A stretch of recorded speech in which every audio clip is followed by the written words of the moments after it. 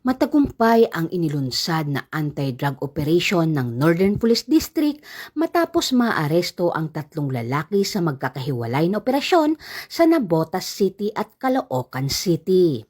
Sa Navotas City, naaresto ang isang 37 anyos na lalaki dahil sa paglabag sa Section 5 at 11, Article 2 ng Republic Act 9165 o Comprehensive Dangerous Drug Act of 2002 at nakuha mula sa kanya ang tinatayang 10.4 gramo ng hinihinalang shabu na nagkakahalaga ng 70,720 pesos. Samantala, sa Caloocan City, timbog ang isang 32 anyos na lalaki sa kasong paglabag sa Article 151 ng Revised Penal Code o Disobedient to a Person in Authority at Section 11 ng Republic Act 9165. Narecover sa kanya ang posesyon ng 4.9 gramo ng hinihinalang shabu na nagkakahalaga ng 33,320 pesos. Isa pang bypass operation sa parehong lungsod ang nagresulta sa pagkakaaresto ng isang 27 anyos na lalaki.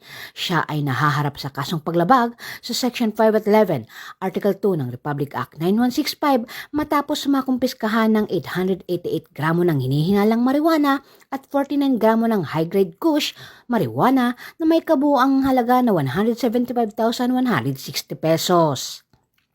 Umabot sa 279,200 pesos ang kabuang halaga ng lahat ng nakumpiskang ilegal na droga.